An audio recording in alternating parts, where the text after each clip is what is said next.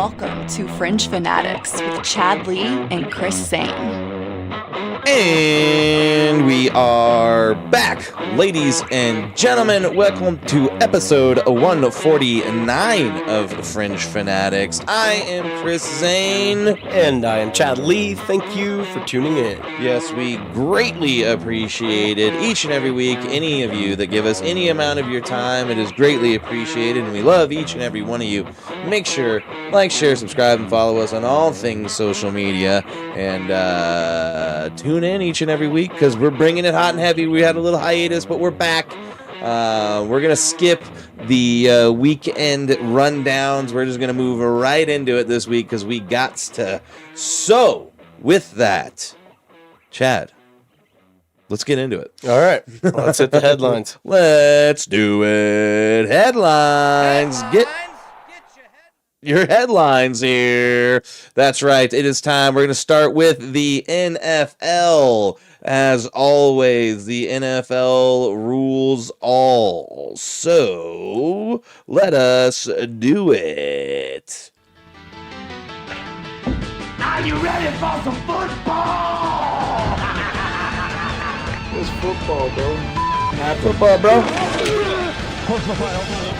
69. Offense. He's giving them the business. Yes, we had a action-packed week 4. Another doubleheader for some reason. Nobody knows why, but 2 Monday night games again. And here we are. We're a quarter way through the season, basically. Yeah, flies by. Yeah, it happens quick. Yeah. And it's kind of sad that they had 2 games because, like, after those 2 games, pretty piss-poor games, it would have been nice to just have, like, one good game. That would be nice, you Yes. know, pick and choose. Yeah. Unfortunately, we had to watch both of them, and neither were good, and we really only got to pay attention to bits and pieces of both. So Yeah. But big news out of the Dolphins and Jets game. Tyreek Hill had a gruesome injury, dislocated his knee. His leg was facing the opposite direction. There was no getting around how ugly it is.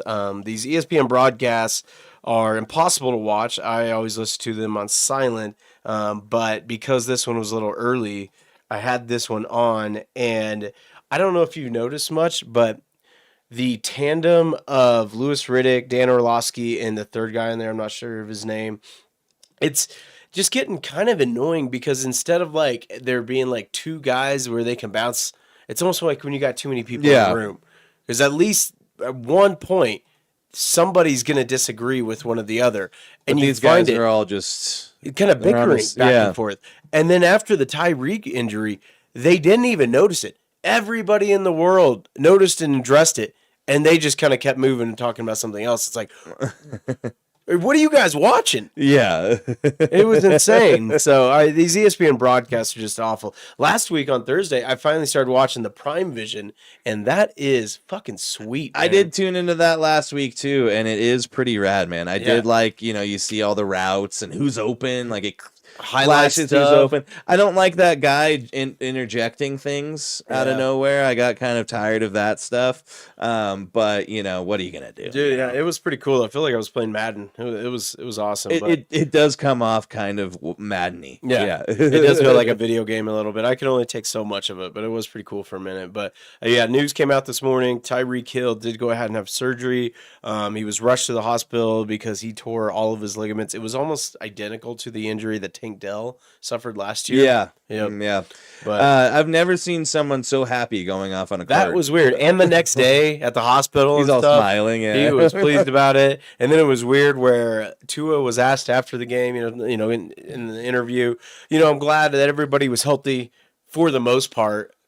Like, why would you say that, dude? Think about what you said. Tyreek's leg fell off, man. Yeah. What are you doing? Yeah, they were lucky they were playing a pretty awful Jets team, but I think once they go up against stronger competition, it's not going to be the case. Yeah, probably. Other big injury news, Lamar Jackson is out for 2 to 3 weeks with a hamstring or maybe hurt feelings. It was weird. Never seen anybody hurt their hamstring and not go into the medical tent. or have any medical staff They just around knew him. right away. They're like, that's it. it's over. Yeah, Yeah. it's hamstring. He was Hamstring. pretty pissed, though, that's for sure. But, yeah, that Ravens team, they are riddled with injuries. They're almost like the 49ers of the AFC, where they already had Matabuke injured the past couple weeks. Matabuke's out for the year now. Is it the year? Yeah.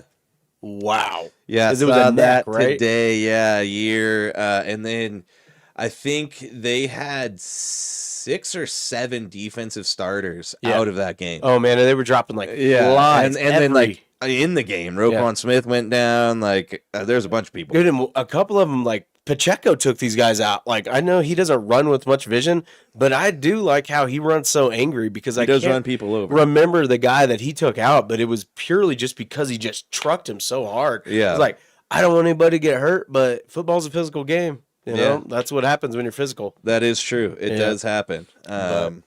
Yeah. So Ronnie Stanley, that was a big hit for their offense. But as far as I know, I can't think of any other significant injuries right now. I'm trying to think. There was Ricky Pearsall. He's a little banged up. I just traded for him, so that sucked. Nice. Yeah. And then Brock Purdy, his toe's hurting again, and he's got a game coming up here in a couple nights. Oh man, poor Purdy. Yeah. Have you already sent the link to Mr. Bryce? I did. Perfect. Yes. Cool. Thank you. Yes, I did. Yep. So we didn't really give you guys a little preview, but here in 60 seconds, we will be giving a call to Bryce Coutts. I believe that's how you say his last name. I was hoping so. I listened to a couple episodes, but I didn't hear them say it, so we're going with that. We're going to find out. But he is the host of the Hawks Eye podcast, a Seahawks podcast. And yes, we know we just had a Seahawks guy on recently, but we're doubling down on it. Yeah, sometimes you got to double down. It's a little bit of deja vu. I talked last week about having the show ready to go with all the new layovers and stuff, and that hasn't happened. So, deja vu this week. I'm saying the same thing again. Next week, we'll be up and running, and we got a Seahawks guy on again. So. Yeah, it should be good because I enjoy watching him. I don't know why. I've always been a fan of it. The NFL is rolling out these rivalry jerseys and stuff now, and so we got a lot of new things coming down. Yeah, I did hear something about that everybody was calling for the Eagles and Broncos to go full throwbacks with all green Eagles. Year? No, or I mean this upcoming game, Sunday 11. Yeah, it's too bad they plan this stuff out far in advance.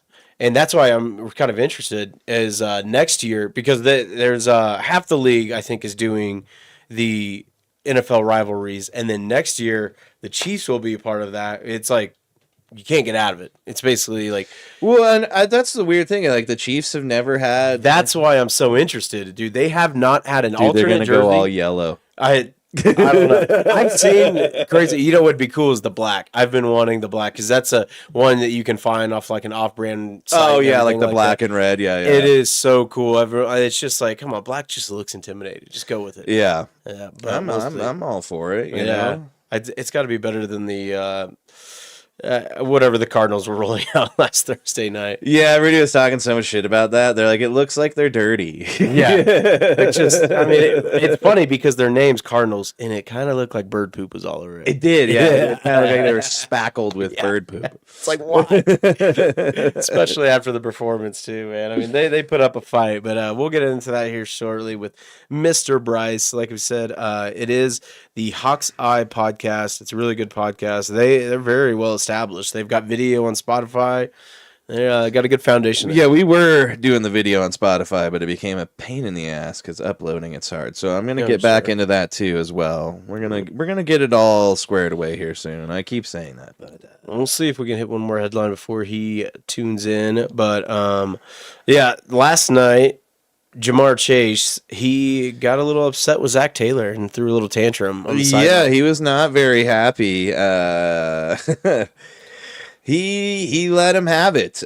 He even came out today and said that the team just basically gave up. Yeah. Which is like the ultimate never say that about a team. But I think it goes so much deeper than that because I know you saw the play where the Broncos rushed 3 and the Bengals O-line had 5 guys blocking and they still couldn't. I mean, at one point they were trying to block the nose guard with 4 guys each edge rusher Well, why not? You know, beat the tackles and rushed in there, and each of them got a half sack. I mean, it is just a train wreck there on the offensive line. I mean, while we were just trying to get this episode going up, I just saw the funny meme that was like, this injury to Joe Burrow really shows how valuable he is. If he was in there since week 1, they would probably be 9-8 and miss the playoffs. probably. Yeah. I mean, he might be healthy, and they might be putting up 35 points a game, but the defense is bad. The offensive line is just atrocious. Man, that game last night was just – I think I saw the final total. The Broncos had 512 yards last night compared to the Bengals, I think, 152. Wow. That's lopsided, man. Well, I mean, you could be the Eagles, who are like 30th in offense, 28th in defense, and number 1 in the league in wins. Yeah. The way they're winning is ridiculous. I'm very upset with the Eagles, man. I don't know how this interview is going to go next week because I think I'd rather watch curling than watch an Eagles game right now. Well, that second half?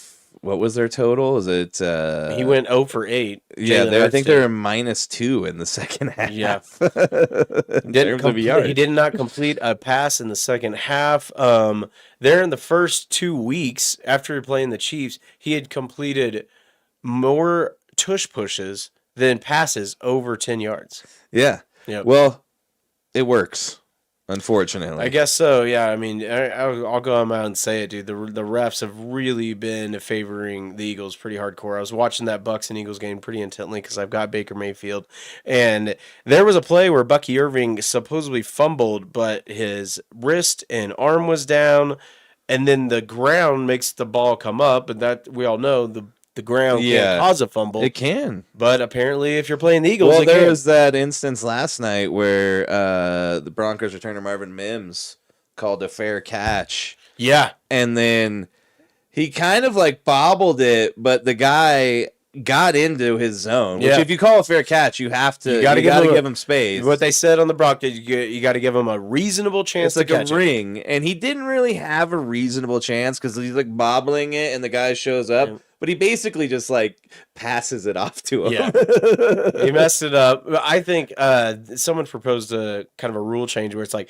if they bobble it 3 times, then you get a chance to get it. I mean, it's like you're gonna be sitting there counting in the moment, like, okay, 1, 2, 3. It's gonna be a really. That was my nephew's argument, Alex. He was like, "Well, like, so what? You could just run down the field bobbling it, and and I was like, "But you're not. He didn't advance the ball." Yeah. And the big thing too is the fair catch. If he hadn't called a fair catch, he would have gotten lit up. Yeah, that's the kicker.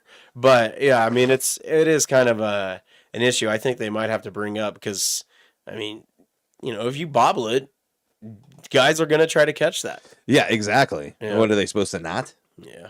Freaks. Let me give him a message real quick. Hit the next news, sir. Oh, yeah, let me get to it. Cool. In other news, Sauce Gardner not happy with the referees, and he blames it on his team not being good. I don't know how well that's going to work out for him. We know Sauce Gardner, before the beginning of the year, was named the best cornerback in the league by players, supposedly. I think that's who it was. Oh, wait. Nice. Perfect. Can you hear us? Hey, guys. Hello. Oh, yeah, I can hear you guys. Awesome, How's it going? Awesome. Cool, man. We appreciate you coming on. Thank you. No problem. Just give me a second here to fix my caption here in the bottom. It shouldn't say that. It should say something else other than that. That's my old thing. Give me a second here. You're good. There we go. If not, I might be able to finagle it out of the way. I haven't kicked you over yet while you work on that. But my name is Chad. This is my buddy Chris. He's the Broncos fan. I'm the Chiefs fan. Okay, old AFC West. Love it. Yes, exactly. Thank you for Russell. Hey, thank you for all of our draft picks that have panned out from that. I know it upsets me so much. Yeah, kind of worked out. It's really funny.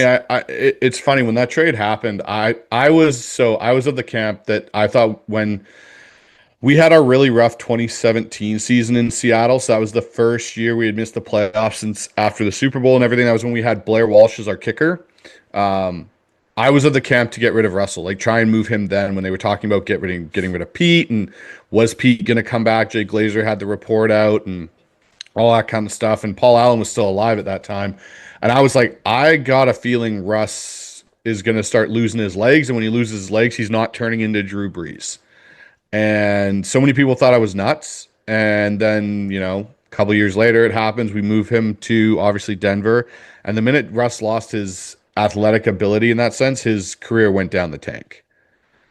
Yeah. Like, it really goes to prove it. I mean, did you see the last Thursday night's game afterwards where Richard Sherman just roasted him, man? I mean, he brought up, it was more so Tony Gonzalez when he brought up the records. Yeah. And it was like, damn, dude, I think he might have played himself out of the Hall of Fame. It's possible. It's really interesting because I've always been of the thought that Russ to me was always a fringe Hall of Fame player. And the reason I say that is he won one Super Bowl, he lost another. He had the one season, 2020, in 2015, where he looked like an MVP caliber quarterback. But then when I turn around and I look at it and I go, okay, is Russ really a Hall of Fame quarterback? And we're talking about like Eli Manning's kind of in that camp right now too, of like, do you put Eli in, right? And Eli won 2 Super Bowls. Yes, he beat Brady. Yes, does that elevate him into being a Hall of Fame? Well, what did he do during his career? He never lit the league on fire statistically as a passer. He was a good, his numbers are comparable in some ways to Alex Smith. Do we put Alex Smith in the Hall of Fame, right? And so that's where, for me, I just look at it and I kind of go, I don't think Russ was ever a Hall of Fame quarterback. And I'm also of the camp that I think Matt Hasselbeck is still the best quarterback the Seahawks have ever had, franchise-wise, even though he never won a Super Bowl. Because I felt you could, given those teams that Hasselbeck played for, there was more on his shoulders. If the team and him and Alexander didn't do well, the team didn't do well.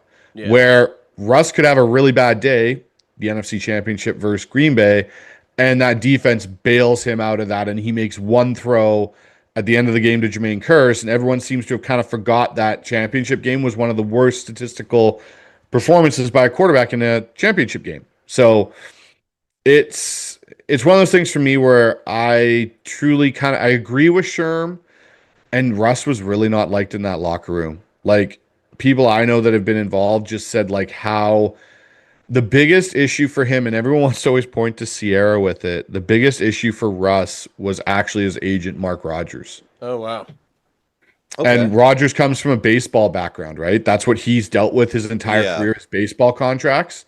And so that's all about maxing player value and screw the team. It's all about my guy. Well, it doesn't really work in the NFL. You look at what Brady did in New England. I want some money, but I need to also have pieces around me to make it work.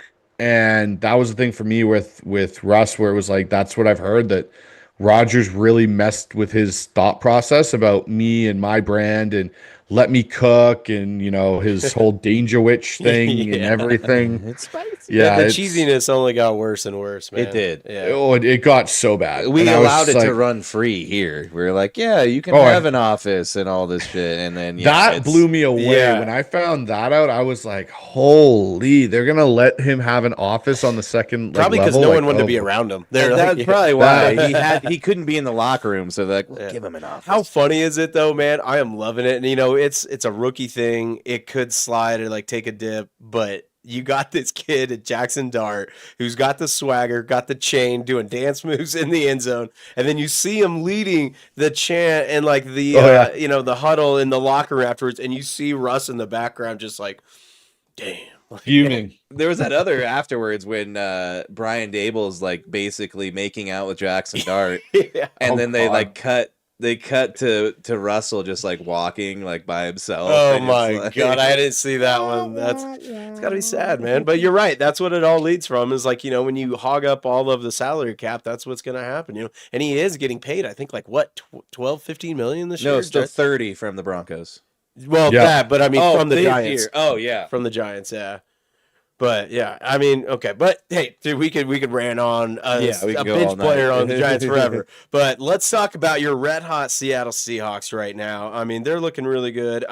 Your most recent podcast, you had mentioned that you believe they have a top 5 defense, and I really think you've got something there. I think if Tariq Rowland could really get rid of those penalties and bonehead moves sometimes, I think you really could. You had made a good point that you want to see him against a good offense coming in, and the Bucks are coming in town next week. 2:25 game, correct? They're coming into Seattle. Yeah, it'd be 1:15 for us kickoff. Yeah. Time. Yep. Yeah. So, my question is, they have all these injuries and everything like that. So it's not like we're going to see a Bucks team at full power. Do you think you're going to see the Bucks put up over 27 points? No, I think the Bucks put up 20 points in Seattle, and the reason why one thing, the Lumen atmosphere is coming back to Seattle, which was a big thing last year. Was how many visiting fans were in Seattle, and causing issues for the Seahawks offense alone. But now with the defense there, the way the last game went at home versus New Orleans, with the injuries the Bucks have on their offensive line and the way that Seattle's defensive line is playing, which I think right now they are second in pass pressure rate right now with like their entire unit. It's going to make problems for Baker Mayfield. If they don't have Bucky Irving too to add to that, which it sounds like he's questionable to play. Oh, that's true. It's going to be challenging. Mike Evans isn't playing. Chris Godwin's maybe back, but is Chris Godwin going to be up to speed? Probably not. So now it's really on Mbuka and Cade Otton to kind of be the leaders in that passing, offense. And the way I look at Seattle's defense right now is they're going to get back Nick Eamon-Wari this weekend, which is kind of the I feel like final kind of Infinity Stone, using an Avengers term here, to the gauntlet for Seattle's defense. Yeah. Because they haven't really had him, right? They've had, Witherspoon's played, for a couple weeks and he got injured. Julian Love was out. They've got their D-line. Byron Murphy's now becoming a factor for Seattle's defensive front. It's not just Big Cat and Leo Williams doing everything. The edge rushers in Mafe and Hall and Chenna Nwosu came back last week against Arizona. Had two sacks. Right? Yep. Exactly. Tank Lawrence has been playing well as a run edge setting defender. So now you're going and saying, okay, Josh Job's been playing well at corner. Now we're going to add back the Swiss Army knife, that last piece to the gauntlet for our Infinity Stone collection to really take this defense, because the things they can do with Nick Eamon-Wari, because of the fact you have Julian Love and Kobe Bryant as your two deep safeties, you can let that kid roam free under 10 yards and just create havoc for, defenses. Yeah. He can cover Cade Otton as probably better than most players can cover tight ends in that position. Yeah. He's, a 6'2", 6'3" freak. Like, he's tested better than any athlete in his position in the NFL. And now you're getting him back. He can set the edge on the run. He can come off. And now that allows you not to have to play Devin Witherspoon in the nickel as much anymore. He can now play outside. The interesting thing, and this is what I said on my most recent live show last night, was there's a lot of talk now. It came out on Sunday. Seahawks were obviously on a mini bye because we played on Thursday, that they are looking at, they're listening to offers for Reek Woolen.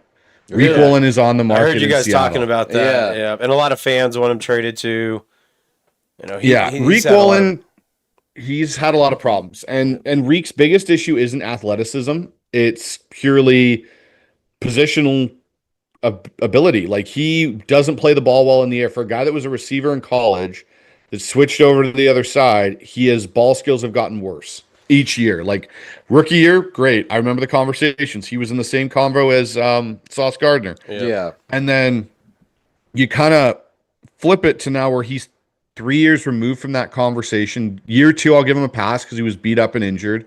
Last year, he got benched at, I think, 2 different points last year at least. One was for being out partying the night before a game when we played Green Bay. Not a good thing with Mike McDonald. Yeah. And then his play got him benched at a point too. And he got benched by Pete in year two of his contract. Pete's last year in Seattle. Pete ended up benching him at one point. So for me, it's not can he physically play corner in the NFL? It's can he mentally handle it and be consistent enough to be a star corner? Because right now, you think about his contract is probably going to be somewhere in the 20-ish million range per year, with where he fits in that scope of where corners are getting paid. Seattle's not going to pay him that. I can tell you that right now. Brady Henderson from ESPN said in the offseason, if he had to grade it out of 1 out of 10, where would a Reek Woolen contract extension be for him? He put it as a 1. Wow. Reek Woolen is not going to be back in Seattle. Yeah. And so the fact that on your mini bye week, you're putting out this Ian Rappaport, and when teams do this, or it's always, teams are calling about said player. Well, no, Seattle's leaked out, hey, Reek Woolen's on the market. Come give us an offer. Because Josh Job's playing really well. Kendrick, who we picked up from the Rams at Coutts, is one of the highest graded nickel corners right now. Witherspoon's back. We have Shaquille Griffin, who's a veteran corner that's on our practice squad. We have a young corner, Nehemiah Pritchett. Like, it's more if he doesn't fit Mike McDonald. Well, Mike McDonald is a... Sorry, I was just going to mention too, like the 6 penalties in 4 games, I think, right? Yep. That's awful. Nobody can survive that. Yeah. Yeah. That's Well, tough. and when they've occurred. So we'll look at, San Francisco. He takes the horrible call. He gets beat by Ricky Pearsall down the sideline on a go ball, which is supposed to be his one thing he shouldn't be getting beat on. 2, you then give up the dumb touchdown against the Niners that cost us essentially the game. He then comes back to the Arizona game, and their 2 touchdown drives in retrospect have a lot to do with Reek Woolen penalties and Devin Witherspoon coming back off of injury, not being probably 100%, but more on Reek and his just penalties he's taking, like illegal contact, PI, holding. Like, dude, you have sub 4.3 speed. You should not be having those type of, penalties. And I just think it's either lack of concentration, it's either a just carelessness on his part, and I think Mike McDonald's done with it. And the biggest thing in Seattle that shifted is their player evaluation and the type of players they go after now with John Schneider and Mike McDonald versus John Schneider and Pete Carroll. Pete let those things kind of go because he'd look at the player's upside. Yeah, like Mike Russell. McDonald looks, exactly. Mike looks at it more of, are you going to be a lunch pail, come in, grind every day, work your butt off, do the right things? That's the guy, and he'll take less athleticism for that guy. So you look at Josh Jobe. Josh Jobe's an undrafted free agent out of Alabama who came in last year and has now played his way into basically being the number 2 corner on Seattle. And there's so many Seahawks fans right now with this whole Woolen thing. We're like, oh, but if you give up Woolen, you're giving up the height and the speed and all. Mike McDonald doesn't seem to care about that because he's the only corner on the entire roster that's built like that. Yeah. Everyone else is sub 6'2". They're not, that height, but they play a certain way. And that's what Mike McDonald wants in his corners. To be honest with you, I would be shocked if Reek Woolen is still on the Seahawks roster come the trade deadline. I think he's gone in the next couple weeks. Wow. Oh, okay. Nice. Interesting. Well, let's flip to the offensive side of things. Sam Darnold and Jackson Smith and Jigba, they've definitely got a connection at this point. They're looking like they've got something brewing there. Do you believe that Cooper Kupp can continue to build that connection with Darnold? I mean, I know right now what's he got? It's like 15 receptions, 162 receiving yards, and no touchdowns. But is that a possibility where they can kind of get that dual threat receiver action going here in the near future? I think it'll grow. I think there's also a thing with what they're asking Cooper Kupp to do a little bit more than what maybe they are asking JSN to do. One of Cooper's big things is his blocking ability. So one thing I've noticed in some of their, when I've done the All-22 study and stuff is Cooper Kupp does a lot of chip and release type stuff, like very similar to what tight ends do because he's such a good blocking receiver. He's running a lot of delayed routes coming out. And, when they do need some third down conversions, Cooper Kupp ends up being a guy that ends up making those catches. The Pittsburgh game for one, he went 70 for 90 yards. Even in this game, I think he had 4 catches for 26 yards against the Cardinals. The numbers aren't great, but when he's making those catches are really crucial points in the game for Seattle to extend drives. Yeah, and that's kind of that's the thing. Like, there's a lot of Seahawks fans that are taking Sam Darnold's numbers and Cooper Kupp's numbers right now and comparing them to Geno and DK. And I'm going, that's not the comparison you need to make. Yeah. Take Sam Darnold and JSN and compare that to Geno and DK, because when they made this move of trading DK, JSN was taking DK's role in the offense as the number 1.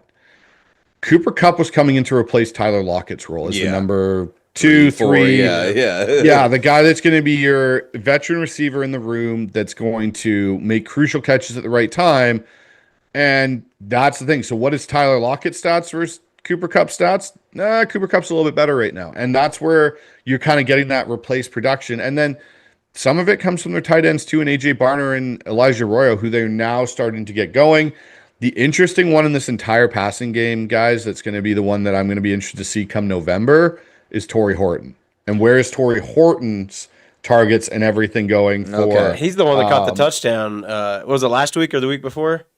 Yes, he had the punt return. He caught the touchdown against Pittsburgh last week. Who was it last week for us? It was I know. oh god, I can't remember who caught their touchdown last week. It wasn't JSN. It might have been or it was AJ Barner last week. Sorry, but It's okay. yeah, Torrey Horton. He's an interesting one because he's built like he should be a perimeter guy, but he can actually play inside in the slot and create matchup problems for defenses. And he's going to be the one where I think you could see a situation where all of a sudden in some of their 2 receiver sets come late November, it's him and JSN on the field and not him, JSN and Cooper Kupp. Okay. Gotcha. Nice. Yeah, I mean, dude, I've got JSN. He was like my number 1 drafted. My fantasy team's named after him, actually, and it has been paying off. I think I don't know what it is after the week 4, but I think before after week 3, he led all like skill players in the NFL with target share with like I think 40% or something right there. Yeah, he basically like it was to a point in Seattle where we were doing like looking at it and we're going, okay, JSN has 29 catches and everyone else has barely broken 10. Yeah. Like it was like, holy, like this whole offense passing wise is revolving around him, which is great because the whole question was, could he be a number 1? The way he's playing right now, I think you can't not throw him in the top 5 this year, at least statistically, as one of the top 5 receivers in the NFL. And that was the big thing about getting rid of DK. Like, oh, is JSN going to be the number 1? I always thought DK was a decent top 10 to 15 receiver and more leaning to that top 15 than I thought he was a top 10 to 5 receiver in the NFL. He was a bigger bust, where it was just like perfect, just like the Ireland game where he goes off for this long one, but then maybe next week. Oh, you mean like bang or bust? Bang or bust. Yeah, Thank you. Yeah. Bang or It's bust. he's either going to go for a 70-yard touchdown or nothing. Yeah. Yeah. That's how it always goes. Goes. And that was the thing that frustrated a lot of Seahawks fans. Like, you look at his size, you look at what he can do physically. There's no cornerback that should guard him. It's like Megatron. Correct. Yeah. Correct. Yeah. And that was always what he was compared to is look at him in Megatron. Like, he runs and he's big. But you throw DK a fade ball, and it was basically like you were punting on the down. Like, it never worked. Yeah. And you'd get guys like Jake Bobo that would go out there and be great on fade balls. And that's where you're like, okay, so this doesn't add up. You're 6'4", you're 235 pounds. You're a genetic freak. Yeah, you're a genetic freak. You should dominate the corner in front of you that's 5'11" or 6 foot, but somehow that never seemed to happen. And he was you kind of had a very limited route tree in what you could do with DK. And it got a bit better, but it still was never something. You were never asking DK to run a lot of whip routes or return routes or things like that. You were asking him to run, goes, maybe a post, an in, an over route, a slant, and a hook. Like, those were kind of the DK Metcalf bread and butter routes. Yeah. You weren't asking him to run a lot of outbreakers. You weren't asking him to run a lot of, double move type things because it wasn't something that was in his forte. And so I was okay when they decided to move off of the DK Metcalf, situation and go, hey, we're going to go with a guy that can run everything. And as JSN's proved this year, separation isn't a problem. Playing outside isn't a problem. He can kind of do it all. So looks like John Schneider again made, everyone else look silly while he knew what he was doing.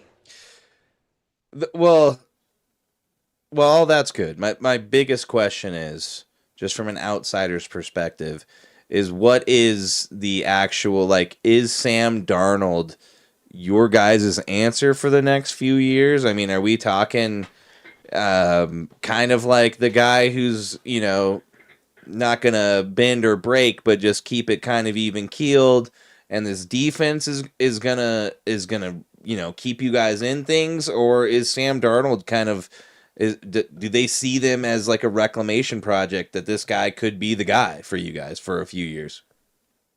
I think Sam Darnold will probably be the Seahawks quarterback for at least the next 6 to 7 seasons. Wow. Okay, I was going to say 3 to 5. I thought that crazy. Yeah. But I see it, man. So I was just going to touch on that chemistry with JSN, dude. That second down last week to seal the game, I mean, it was such a beautiful dot that Darnold laid on him, and the blitz is coming. And then I think he even said it, like, he was like, I was licking my chops because I'm just like, all right, go ahead. And he put it right over the shoulder of JSN. And then also that third down to go and kick the field goal. I mean, their connection is real. And I mean, right now it's looking like a top 5 wide receiver and QB connection. Yeah, and the reason why I say Darnold's going to be here, I think, for the next 6 to 7 is you're dealing with a guy that's only 27 years old. You're not dealing with a guy that's 30 years old, right? So, yes, I know they drafted Jalen Milroe, and that's great, and I like Jalen Milroe, but I don't see Jalen Milroe being ready to at least even challenge Sam Darnold till maybe the end of his rookie contract, which is in 4 years, and Sam's only got a 3-year deal. I could see it where we're talking the end of 2026, so next fall, that Seattle's reworked Sam's contract and added 2 or 3 more years to it. Because the play that he's doing is, I said it on my show, people expect, oh, well, if he doesn't reach what he did in Minnesota last year, then he's not really the same quarterback. He's not as good. No, that's not the case. Sam is actually playing more efficient and effective football right now in Seattle than he did in Minnesota. It's just he doesn't have Justin Jefferson catching a slant and going 70 yards for him to rack up massive numbers. But you look at last week, he's 18 of 26 for 242 yards and 1 touchdown. He isn't throwing they're not asking him to throw the ball 30 or 40 times in a game. Here, do this. We're going to run the ball 30 times in a game and make, to your point, crucial connections and throws when we need you to extend drives, win us football games, do those. And he's not turning the ball over. If you look at his 2 interceptions he's got this year, both came in the Pittsburgh game. One was a underthrow to an out route against Jalen Ramsey, which it's Jalen Ramsey. He's still going to make plays. Yeah. The other one was a horrible play call by Kubiak, which was, hey, on 4th and 1, let's boot our quarterback to the left and only have our fullback slide out to protect against 3 edge rushers from Pittsburgh. Yeah. And it got batted up in the air and it got picked off, and that was it. Outside of that, Sam really hasn't put the ball in harm's way. There haven't been any moments where I'm sitting there going, oh, God, we were so lucky there. Yeah, exactly. There haven't been any of those. And I think, when people want to talk about reclamation projects, you got to remember, he goes into the NFL at 21 to the New York Jets. He was a quarterback from the get-go. Exactly. And that's such a problem now. And that's such a problem now for young quarterbacks, right? We're looking at CJ Stroud right now, even in Houston, and going, oh gosh, did we overhype CJ Stroud his rookie year? No, for sure. Because the Texans look horrible. Yeah. And so then, you see him go from New York, where they've just been a dumpster fire of an organization, top to bottom. Then he goes off to Carolina, where at the time when he went to Carolina, they also had Baker Mayfield on the roster. So they had 2 of the guys in that 2018 go. And look at what both of them have done. I look at Sam and Baker in the exact same, context of 2 guys, number 1, number 3 overall pick in the 2018 draft that everyone was ready to write off and say were complete busts. And when you go to a good organization that has stability, that understands how to build a winning football team, then plug you in and say, okay, we don't need you to carry our franchise. You can be the face of the franchise. We need you to make crucial throws at crucial moments in games and not turn the ball over because we have other pieces on this team that'll help carry the rest of the load. Just go manage the game and be effective while you do it. Look at what both of them have done so far this year. To me, Baker Mayfield, if I had to say who you calling early season MVP, Baker Mayfield's probably number 1 or number 2 in that conversation right now with the way he's playing with a banged up Buccaneers team. And Sam Darnold, you could throw in that conversation.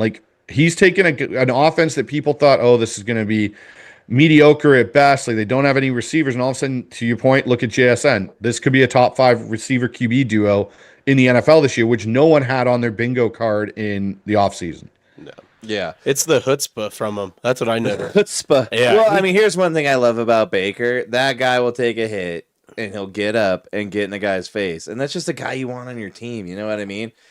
And I do feel like that's a lot of what Seattle, even, from before the time of Russell, has been built on. It's a lot of those guys who are just going to go out there and do the work.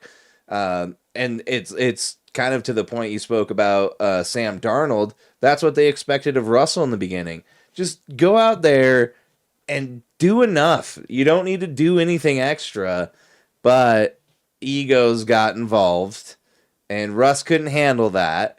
And Sam Darnold, to me, seems like a guy who, like you just mentioned, in New York, Chad, when he said the ghost thing, I'm like, he's done. Yeah.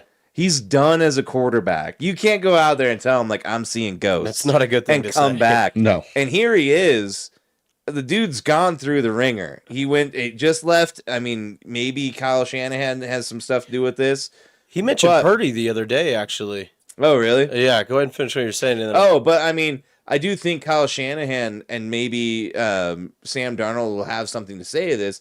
He probably owes a lot to him because, and he didn't get much playing time there, but it seems like he learned a lot and is putting it to use now with you guys. So it's just funny to me how the similarities are the same. Like you guys have wanted, like you built the team the same way from the beginning. It's everybody else. The quarterback just does enough.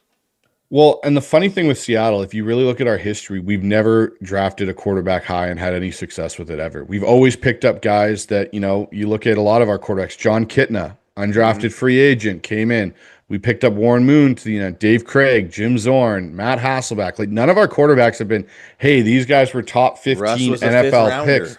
Yeah, Russ was a third-round pick, right? Oh, third round. I'm sorry, I misspoke. All things. So, actually, theoretically, on our roster right now, Sam Darnold is the highest drafted quarterback we've ever had as the number 3 overall pick in the 2018 draft. But the thing that's really interesting is the dynamic in Seattle's locker room has even shifted with Sam, even from Geno. And the reason I say that is Sam, they did a mic'd up thing on YouTube. You can go on the Seahawks page and find it, but he's mic'd up for the game against the Saints. And just how Sam interacts. I went back and watched one of Geno, and they're polar opposite individuals. Like Sam is so about the team, engaging constantly. Like it's a bit Russ-esque, but not corny, if you know what I mean. And then with Geno, you never saw that side of him, and you're starting to see the effects of that, I think, in Las Vegas right now. But Sam just has this demeanor where, to your point about Baker, like he may not get up and say something to someone's face, but Sam, you can keep knocking down. He's just going to keep coming back and throwing darts. And even in that game, 3 sacks from the Arizona defense. Some quarterbacks might get a little rattled by that. No, Sam still stands in that pocket and fires the ball way down the field late in the game when they need to seal a victory there in that final drive with 40 seconds or whatever it was on the clock. I just got an update. It looks like Bucky Irving's status is up in the air right now due to his foot. So bummer. I think you guys will definitely hold him to 20 points or under. That's for sure. Smile got there a little bit. There's a little bit of a smirk there. Well, I mean, that'll be good. I mean, I was just talking to Chad when we got going here. It's crazy. We're already a quarter way through the season. I mean, a lot of coaches do the quarter way, how are we doing so far? They break it into 4. It was easier to do with 16 games. But, the quarter way point, how are you feeling right now with everything preseason into now? Are you ahead or behind of where you thought as a Seahawks fan and podcast? I thought Seattle was going to be 4-0. Okay. Coming into where they are right now. The 49er loss kind of put a bit of a damper. So I was one of the few Seahawks content creators that was rather high on this team. I'd seen them at training camp and everything that they were doing. I could kind of figure out if the defense comes out and plays the way that they finished last year, they can hold off the first couple weeks of the season with the offense trying to get their bearings on what's going on. I had Seattle going 13-4 this year, which shocked a lot of people. And they were kind of like, oh, maybe 11. You look at the national media, oh, they're going to get 7.5 wins. Vegas had them pegged at that, the over-under. And so for me, them being 3-1, I expect them going into their bye to either be 5-2 or 6-1. And realistically, with the Bucs being as beat up as they are, I think 6-1 is not a kind of thing to scoff at, because it's Bucs, Houston, and then Jacksonville. And then they're on their bye, and then they have the Commanders coming out of the bye. And so when I look at Seattle's schedule at the beginning of the year, and I was saying, okay, circle the Bucs. That's going to be a tough game. The Bucs are going to be a good team. The Commanders are going to be a tough game because they're, going to be a good team. The way those two are right now, it's the Commanders, I don't think we all expect that. I thought we expect the Commanders to be a really good team considering how far they went last year. And then the Buccaneers, it's just the injury side of things. Can the Bucs stay healthy enough to protect Baker and get their weapons back in time to make a push? And that's where, for me, the quarter part of the season right now, I am very on pace with where I thought Seattle was going to be. I just would like to see a little bit more consistency out of the running game. They're running the ball a lot, which is great compared to what we had last year with the garbage grub offense. But I want to see more consistency of chunking out 4 yards a run rather than, hey, we get 10 or we get 6 and then we get no yards or lose a yard. That's kind of where Seattle's running offense is right now. Last week was a big improvement. That was the Cardinals defense, but I did see a big improvement from the K9 and Zach Charbonnet getting the touchdowns. I think that was a huge step forward because we all know Kenneth Walker, is another kind of banger bust guy where he can take it 40 yards or for some reason he likes to run backwards for 7 yards and then get tackled.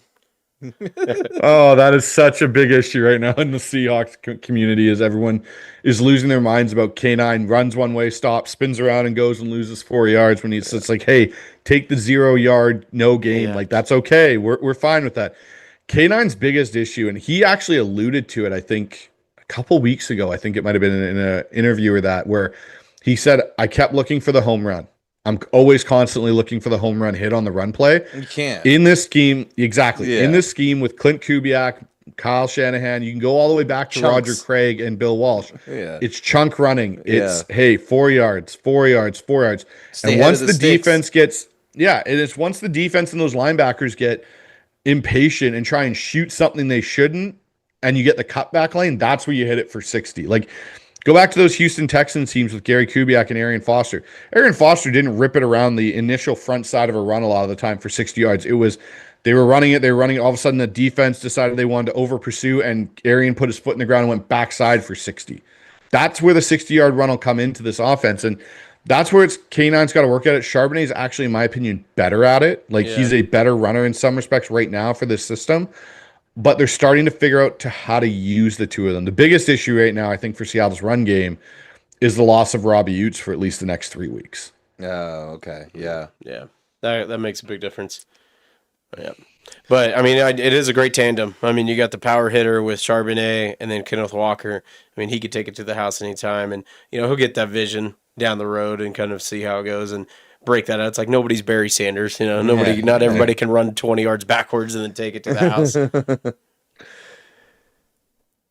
Yeah. Well, man, we greatly appreciate your time. We cruised past 30 minutes, so Yes, thank you. greatly appreciate you hopping on with us. Let everybody know where they can find you and catch your guys' stuff, and then we'll let you get out of here, man. Appreciate it, guys. Appreciate coming on. A lot of fun to be on the show and talk Hawks with you guys, so that was awesome. You can find my content, the Hawks Eye Podcast. It's on Spotify, YouTube. You can find me on Twitter at the Seahawks Eye. If you want to ask any questions about the Hawks, feel free to DM me on there or retweet me in something. But yeah, got some cool shows coming up this week. And yeah, looking forward to that Bucs Seahawks game. The other reason I'm looking forward to it is probably going to be the best looking NFL game this year with the retros for both teams. Oh yeah, that's true. We heard something about I haven't seen it confirmed yet, but I heard the Broncos and Eagles might be doing throwbacks as well. I don't know for sure though. That would be a good one. The Kelly Green Eagles jersey versus the retro Broncos jersey. Yeah, that would be exciting. Yeah. So let's hope we see a bunch of retro stuff this weekend, and it's a good weekend all around for all of us because it doesn't really affect any of us right now being fans of AFC teams. So we appreciate you, man. Again, thank you for your time. Have a great night, and we'll be in touch hopefully here soon, and we'll have you on again or vice versa. Sounds good, guys. Appreciate it. Yeah, Awesome, thank man. you. Thank you so much, Bryce. Have a great night. We'll catch you later. Take it easy. See you guys. Yeah, that was all right. good interview there, man. He was I good. think after talking with that, I think I might have to start a different quarterback other than Baker this week. I don't feel good about it. The Bucs remind me a lot of the Chiefs last year that were like really letting the games be too close, a lot of slow starts, and then pulling off at the end.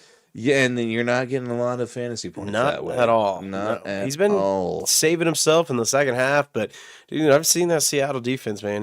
Bryce is right. They're for real. Yep. They are for real. Well, it is that time. We've got the music break coming up. We've got Steven Wilson Jr. Last week we have him. This is a cover of Stand By Me. And it's a good one. And you should listen to it. And we'll be right back. We're back! You just heard Steven Wilson Jr. The name of that song, well, you should know it. Stand By Me. Pretty good rendition. It's blowing up. That was a live recording of it. But make sure to go check him out. Really love that guy. All of his songs, super good, and I think you should listen to him. That's why he's on here. Damn right. Well, before Dang we get right. into college football, maybe we should hit these daily dogs. I think we're gonna go. We're gonna go full high school. Yeah, let's do it. Let's do it. I figured you saw mine, and I had seen yours, so I thought it was a good pick. All right, I'm just gonna play the sounds tonight because we've got a couple issues I'm gonna figure out this weekend. But here we go with the daily dogs. Daily dogs out. That's right. It's time for your daily dogs, and this week Chad's got one from home. Hometown, Mr. Chandler Henson, the senior, playing at a Parsons 3A high school, led his team to a 34-14 win over Baxter. I saw this stat line after Friday night, and I immediately saved it. I had to give him a huge shout out because this was insane. 30 carries and 405 yards, 5 TDs. And then I learned last night, I could be quite a little bit off on the receiving. He also had 2 catches for, I think, 46 yards. No, so he's doing it all. It's all purpose. Yeah, 460 yards total or something. It was just insane. Yeah. Yeah. Well, and I mean, hats off. That's small school out of Parsons, 3A. Yeah. Okay. All right. So, do you guys have 5A in Parsons? Well, that's Parsons is 3A. The next biggest one would be Pittsburgh. That's like the college town for Pitt State. They're 5A. Well, I went to Labette County, which was 4A. So, it's all based on the population of the school. Yeah. Okay, Yep. Gotcha. Oh, man, that's great, dude. Yeah, Hats off to him. hell of a game. We got 2 running backs Yep. here tonight. This is a good one. Yeah, Daily Dogs. Let's hit that for him. Daily dogs out. Chandler Henson right there. And then mine.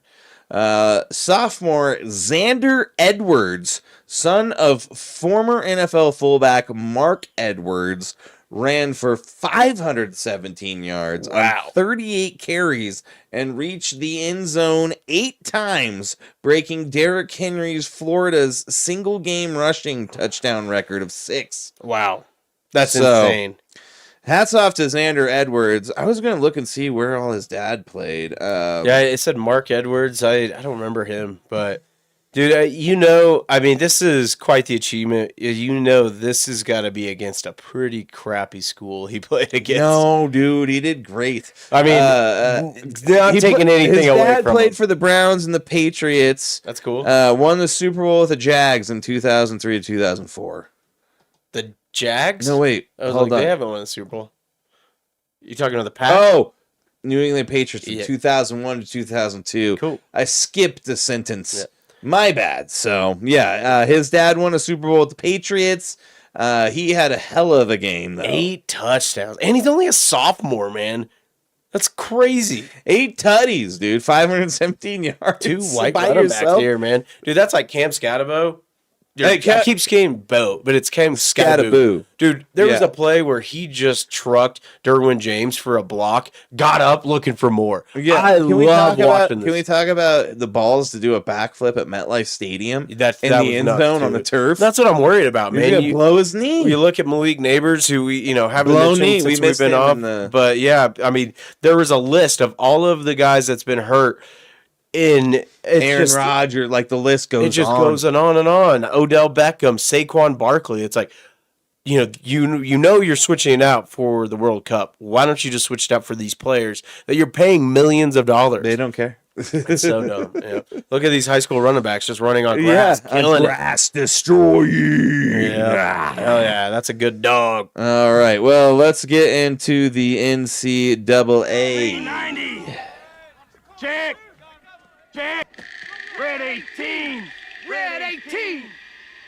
Needle dick. Needle dick. Needle dick.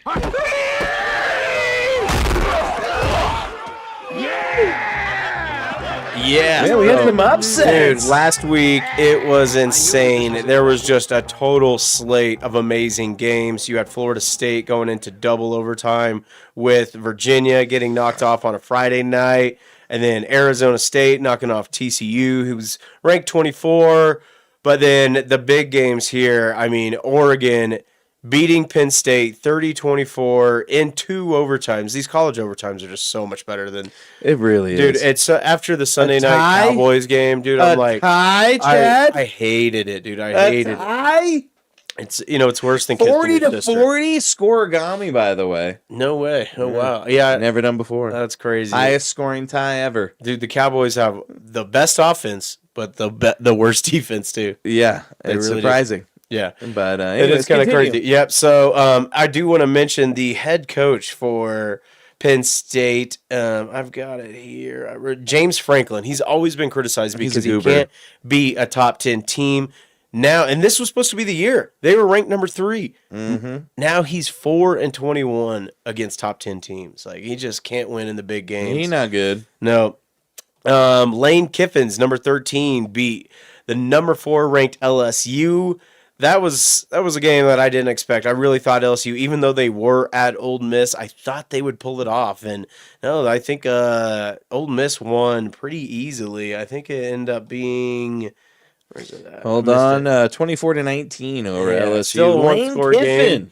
But yeah, Lane Kiffin. I mean, he coached Jackson Dart. Jackson Dart beat a bunch of Eli Manning's record there. So, That's true. Yeah. pretty amazing. The other one, though, this is the shocking one, dude. Which one? Alabama beating Georgia in Georgia. Yeah. I mean, Alabama has been criticized they lost to FSU earlier this year. Last year they lost to Vanderbilt. Was DeBoer the right pick to take over? And they're starting to come on. They really Yeah, a little are. I bit. mean, look, that's a huge win. And it's just insane because a lot of these, I was watching College Game Day where they were dressed like Backstreet Boys. It was kind of hilarious. Oh, it's because the whiteout. And the whiteout in Yeah. Penn State, yeah, because I saw a funny meme that was like, I'm going to tell my kids these were the Backstreet Boys. So Yeah, that's they good. had a good point that where, it's like Georgia's been trying to be the new Alabama. They, they pick players the same way. They are trying to usurp Alabama. And Alabama is trying to be like, nope, not quite yet. Not yet, little brother. Yep, so they beat them last year. And yeah, little it's brother. going like that. But the top rankings changed significantly. We'll pull it up here because there were 5 teams in the top 10 that lost. And we'll pull up the new rankings here because things New shuffled up. rankings start with Ohio State, number 1. This Still is number according 1. to ESPN.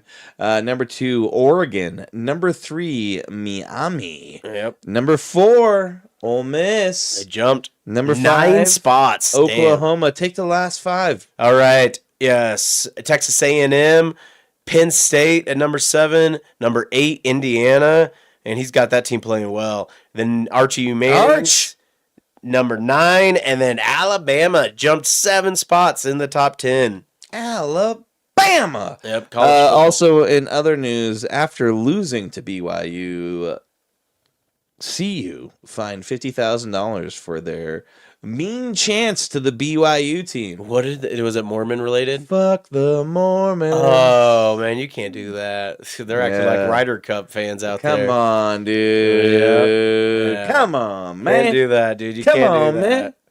Come Not on, cool. man. Not All right, cool. well, where do you want to go next? All right. Well, we're talking about the Ryder Cup. Let's just go ahead and cover golf real quick, man. All right, let was me pretty get wild. there. Let me get there. Oh. Son of a bitch, ball. Why didn't you just go home? That's your home. Are you too good for your home? Answer me. Yeah, the U.S. did not do well for us. Well, I mean, they did Sunday. They came back. They a little really bit. came close. If it wasn't, damn, I can't fucking remember the guy's name. It was one of the Euro golfers, but man, the Euro team. The coach had the right matchups. They really played well the first 2 days. They jumped out to a big lead, and then Saturday and Sunday, the U.S. really clawed back, and it wasn't quite enough. They only lost by I think 1 point, and yeah. Roy McIlroy and his wife, they were not treated too well. No, I mean, dude, the guy's posting videos of them fucking ripping on his wife in the stands. Did you see that? Yeah. They threw a beer at her. Yeah, And it hit and her. they acted like they just like dropped it. But yeah, It's bad, man. Like it's It was disgusting. I do kind of think the Waste Management Cup has kind of allowed this stuff to happen because that's the one where like everybody's just hammered and like people are falling down the mud hill. Well, this is on Bethpage. I know. This is it's different. all on Bethpage, yeah. And a lot of people think they did this on purpose to hopefully kind of, because we had home field advantage to have that, It's tough to say. I mean, let's be honest. The Americans didn't give them much to cheer about. No. So by the time it all started, they were already pissed off because we're getting our asses kicked. Yep. And then, they... it does make as Rory said, there's like, and this is paraphrasing, there's a certain decorum of golf. Yeah, exactly. And while the Waste Management Cup delineates from that decorum, Bethpage does not. No. That's very nice golf course. Ryder Cup is an esteemed thing.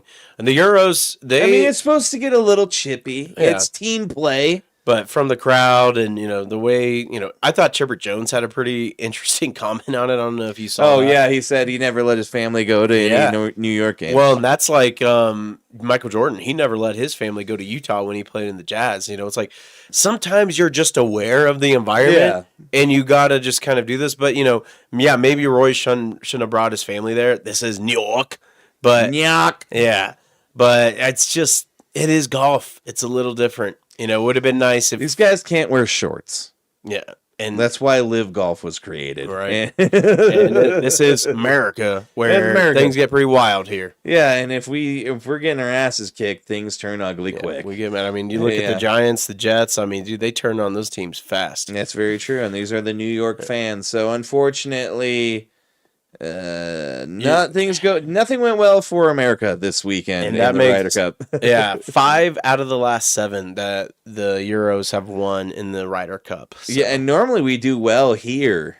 Yeah, we normally get our asses kicked. We won last year, I believe, right? I'm pretty sure we won.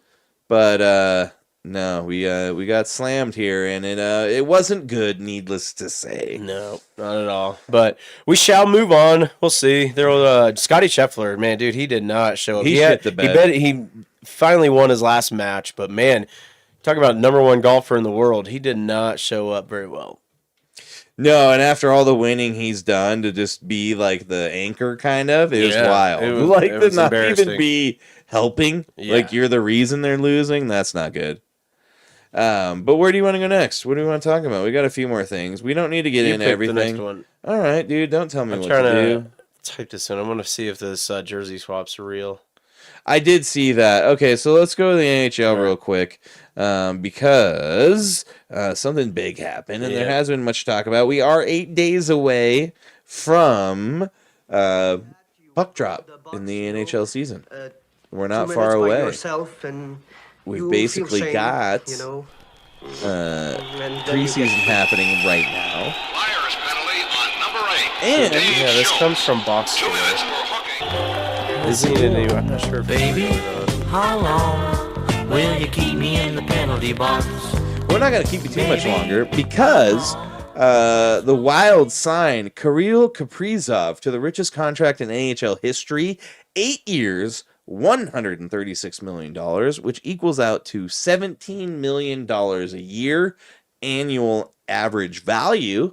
That is surpassing Alexander Ovechkin, who had the richest contract at $124 million. We talked about that with all the stuff going on with Ovechkin. Sorry. That came before they put the limits on the amount of time you could sign for. I think when Ovechkin signed his, it was for like 13 years. So the average annual value wasn't the same. But the closest we have is Leon Draisaitl, who signed for $112 million, and that I think came out to $14 million average annual value per year. So we'll see what the Wild can do. Definitely not exciting for the Avalanche, as that is in the Western Conference. So we shall see what happens there. But now let's get into the NBA, as Chad seems to have found what he was looking for. At least we hope. Right side to Scott. Slam dunk. 4 seconds. 3 seconds left. Why are they not fouling? Jumper Murray. Denver bounce.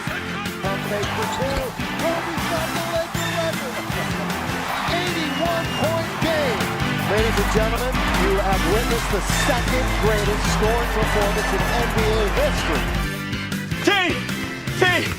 Come on. I'm burning. My lungs are burning. My lungs are burning. Well, this is a funny one. Yeah, it's pretty funny, and I all I see from the source is from Box Score. I did see some other posts on TikTok, but maybe the NBA is trying not to be too public about this, and this is just kind of like leaked from it. But as we know of right now, if we do find out if this is farce, we will correct it. But the NBA bans jersey swaps with Grady Dick because there have been some funny ones.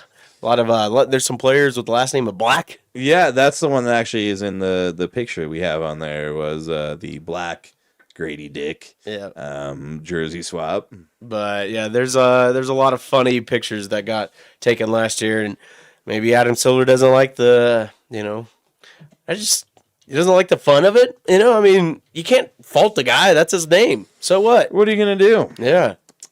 One thing I looked up says it's not true, but then another thing says. Well, see, I found that we'll look into it. Yeah, because one of them was debunking that all jersey swaps were stopped. That's not true, but it's the one with Grady Dick that I've seen some validity to.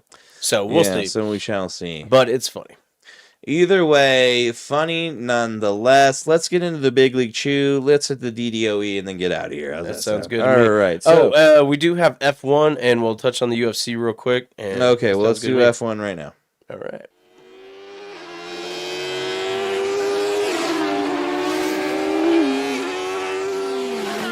Yeah, we do have a lot to talk about this week. We've been on a little hiatus. So while we were out last week, Max Verstappen stepped into a Ferrari, not for F1, but for the GT3. Yeah. And he won easily. Yeah, that happened this weekend. Yep. Max Verstappen wins the GT3 in a Ferrari. He now has more wins than Lewis Hamilton in a Ferrari. Yeah, I do. It does seem tough. Kind of throwing some shade at Ferrari and Lewis Hamilton after the recent news of his beloved dog, Roscoe the Bulldog, passing away yesterday, I think it was. Yeah, it took pretty off unfortunate. life support. He was in a coma. But not a good look for the Ferrari team as Max Verstappen steps into... and this was at Nuremberg, I believe is how you pronounce that Nuremberg name. Ring. It's a very famous race. It's like a sport car kind of race. I don't know how to quite describe it. He was basically driving like a souped-up Ferrari. Yeah. Not like an Indy car. It's like a Ferrari car. Right, yeah. And I believe that new Corvette was in that race too, and he still beat that one. Yeah, well, he's Max Verstappen. He should. But there is a race coming up this weekend. They are back, and I had it pulled up right here. They are in Singapore, and it starts at 6 a.m. Mountain Standard Time. That's not too bad. Not too bad. Yeah. Well, let's get into the UFC real quick. How about that? Sounds we'll go rapid fire here. Let's get it on! We got a banger of a UFC this weekend. The main card's pretty awesome. I'm not going to lie. I'm not that religious enough to the UFC to know a lot of the undercards. I was looking through that, and there's really no. You look at the three top fights it's for insane. UFC 320. It's stacked. The main card, they really just want you to buy this fight for the main card. It's like they want you to pay a lot of money before they're free next year. I know, and it sucks. I really didn't plan on it, but because they shut down other different outlets. I've heard there's other ways. We'll figure it out. If you find one, you send I will it let my you way. know. But the main event, Magomed Ankalaev versus Alex Pereira. Yes. Pereira's trying to get his revenge against Magomedov, who took his title, I believe, back in March. This is a long-awaited rematch because Pereira...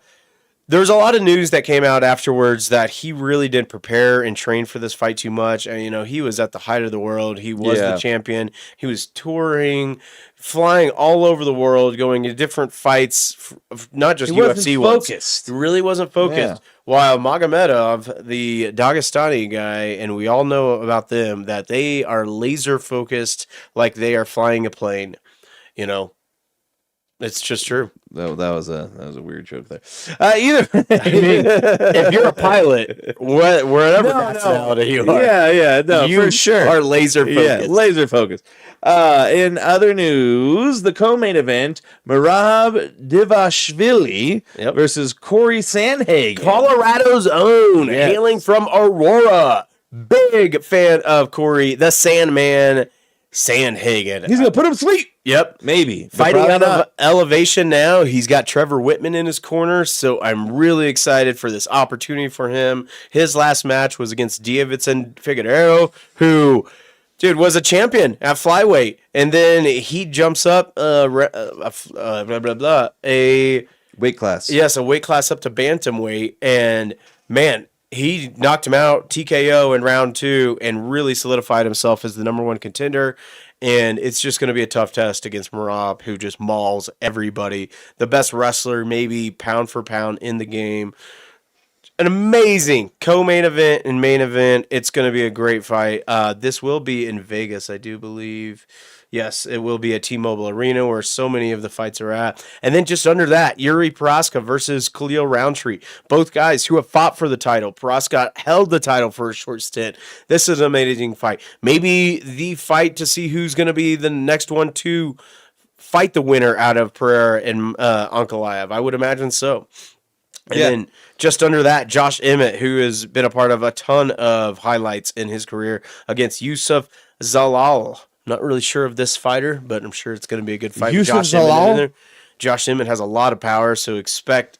I want you to say the middleweight fight there. Yep. Busapuyan Magomedov. I think I nailed that. Yeah, Magomedov's pretty easy. I believe it's Abus. Yeah. Abusapian. Yeah, I always think of Abu. Maybe what is it? What's the little monkey from Aladdin? I think it was similar to that. Apu? Abu. Yeah, I think it's like something. Yep. I bet that guy gets called that. Yeah, probably. That's against Joe Pfeiffer. That's Sean Strickland's teammate there. So those guys, they spar hard, they fight hard. I would imagine a lot of these won't go the distance. I wouldn't. Maybe the Roundtree fights hard too. I wouldn't really see any of these go in the distance. I mean, Sandhagen is just a madman. I think he's just going to go in there and really challenge Merab. My picks for it, I do think Ankalaev comes away with this. The Dagestani ones, I just cannot bet against him. Merab, I can't bet against him either, but I really hope Corey wins. My heart lies with him. I do think Yuri Prochazka wins because I've seen he looks like he's in top form, top shape. I think he's finally got his mental state right. And then the other ones I'm not really sure about.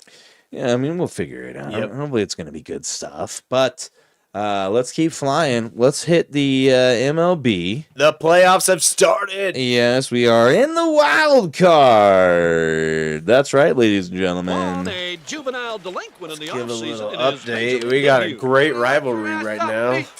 I mean, both of these are good.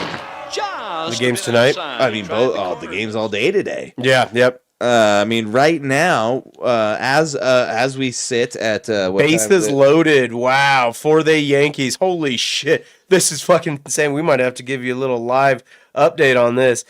So this is in the AL wild card. You got the Red Sox versus the Yankees, and the Red Sox are up 3-1. This is game 1, and the bases are loaded for the Yankees.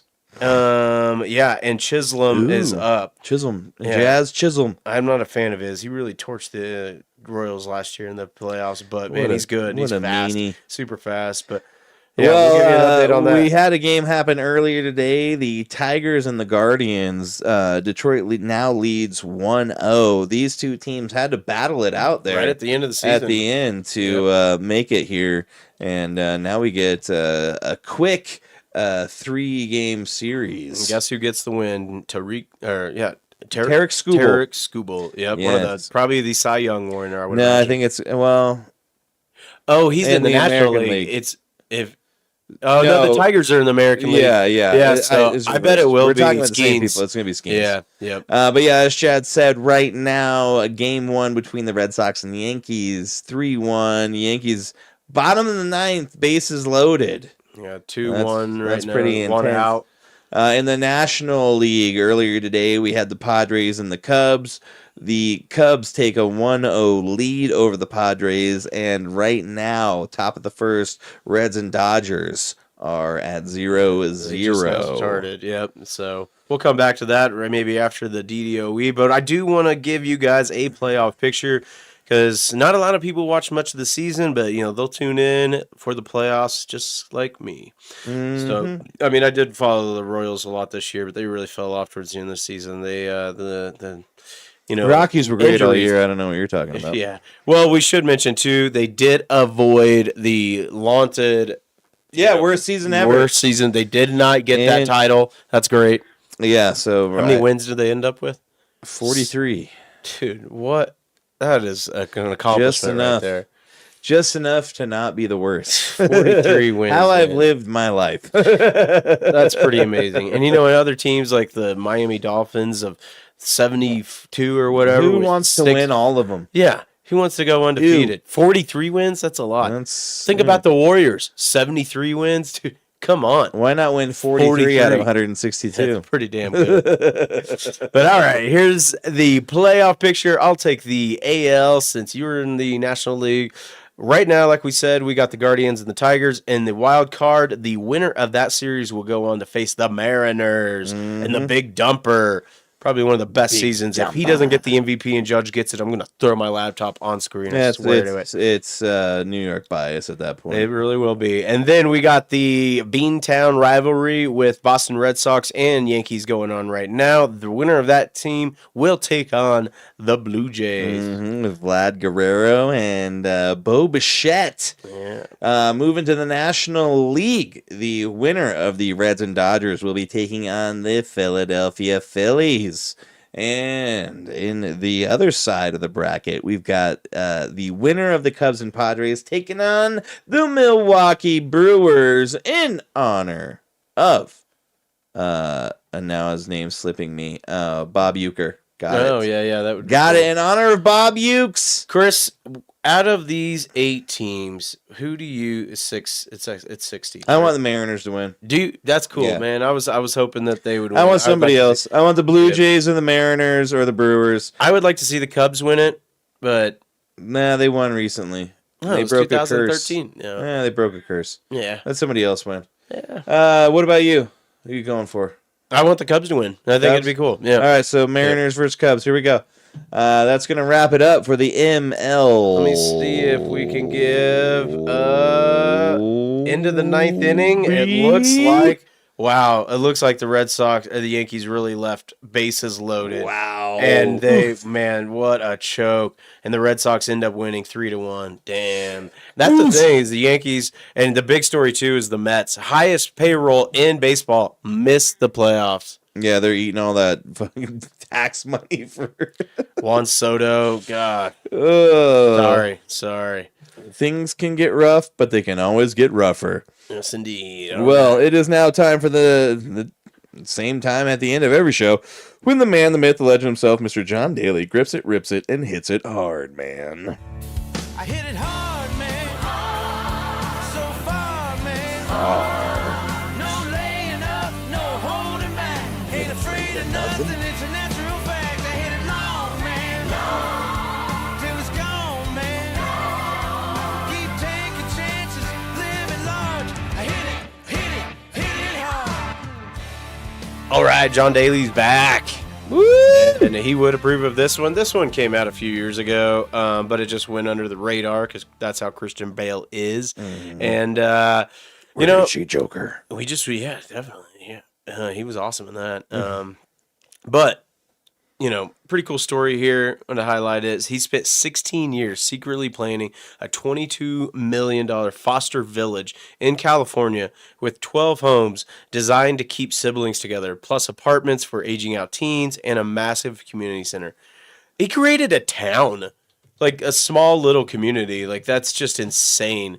And not a lot of people know just because he's one of those cool celebrities that just doesn't stay in the limelight a whole lot, but he's one that brings his tiny little dog with him everywhere. Yeah. Not like a Paris Hilton kind of situation. It's a cool Like little a dog. little bag. Yep, yeah. And then he also, I think, drives like just a regular like Toyota truck. He doesn't Yeah, he's got a Land Cruiser. It's an old school Land Cruiser. but like doesn't have. It's nice, live but a it's not lavish like a life. $2 million car. Yeah, he's a pretty cool celebrity, pretty humble, and to do something like this, maybe he was a foster child. I'm not sure, but yeah, it's pretty impressive and really cool. There, my cousin Monica, she works with a lot of foster kids and in like a business to help them out, and huge advocate for it. That's just there's a lot of kids out there that need help, that need a home, and that's always the option to become a foster parent. Yeah, well, and the thing is too is a lot of these families, these groups of siblings get split up, and that's the whole point of this with Together California, is to keep them together in the same home with the ability to grow up together rather than getting split up into situations that are amicable just to get the kids out. So it only creates more turmoil when you split them up. So hats off to the Joker and Christian Bale for doing something like this, man. Yes, definitely. Or not the Joker, Batman. No, I knew where you're going, but that's up to Batman and Christian Bale for. But dude, he's in the new Frankenstein movie. I can't fucking He's wait. Frankenstein, isn't he? He is Frankenstein. It's called The Bride. Yeah. And Maggie Gyllenhaal made it's called The Bride. I've heard it's really good. Dude, we saw the really bridge when we went to go see the Conjuring movie last Friday. How was it? It was actually pretty scary. It was good. It was the last one. Yeah, so it was kind of sad. I know. You owe me a bag of Coke. A bag of Coke. I thought that's how the thing went. Oh, yeah. No, you're right. Well, anyways, we appreciate you all. Real quick, I do want to get this in.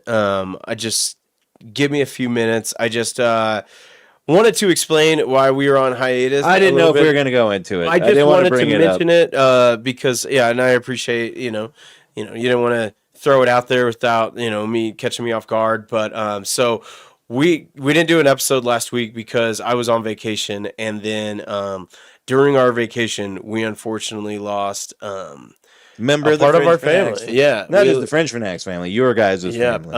And so I didn't want to just not mention it on the podcast because a legend like Little Man deserved recognition and deserved. Plus, he's come in here a few times while we were recording. He would all the time. He would hang out, try to get something out of the trash, and it was great. And the last week has been really tough, and I've definitely commend you for how you have grown in life and tried to keep going each day after Dewey, because anytime someone loses the dog, it is tough. And it was tough for me because I spent 7 years with him, but Hannah had him for 15. She had him ever since she was, I think, 21. And dude, it's that first day coming home from work was really opening that hard. door for the first time. It was really hard, man. And it's definitely tough keeping it together right now, but I definitely wanted to mention it because I just didn't feel right to him to not give him recognition. If I'm going to fucking talk about Christian Bale, who I don't even fucking know, I got to talk about probably the best dog I've ever had. Well, and with the Lewis Hamilton thing, I thought about saying that should be the DDOE, but I didn't want to, Oh, no, you're good, man. But no, Little Man, hats off to him. I appreciate you reaching out to us. Thank you. No, man. I know how it goes. And I also try to keep my distance because it's hard, dude. Your house is shattered, and you're trying to put the pieces back together, and it's hard because people are like, oh, it's just a dog. It's not, man. It's a family member. So the real DDOE and the DDOE Little Man forever will be Little Man. And we recently had some professional pictures taken, and we got those back. That is awesome. So I didn't even think about that. It was really that's cool. We thought it was going to be tough to kind of look at, and we did it last night. And I'm really glad we got that done, because if we hadn't, there's no way we could have done that with just Juno. It would have felt empty. It would have felt incomplete. It would have been the same. And so I'm really glad we did. They were great pictures. They're just hilarious, and we're looking forward to sharing them with the world. And man, his the 7 years I got to live with him, that is this. I feel lucky and blessed. Yeah. And his memory will live on, but unfortunately, he's no longer in the mortal coil, so to speak. He's crossed the rainbow bridge, and it's hard because he's probably better off there, but he's grabbing toys out of a pool forever now. Yeah, he's gonna live it up, man. So hats off to little man. And all the dog friends out there. Make sure you hug your dog and cat friends and your kids. Any pets? Hug your family, man. Just hug your family. And make sure that just love everybody, man. There's no room for hate. Everybody love everybody. Pets are everything. Yeah, we love all you guys. Next week we'll be having on a Philly guy to talk about the Eagles game for Chris. I will be here. Yes, and I will be here too, and hopefully we'll have everything looking much better for you guys. But until then, we appreciate you all. Have a wonderful evening. We'll see you next week. Toodles!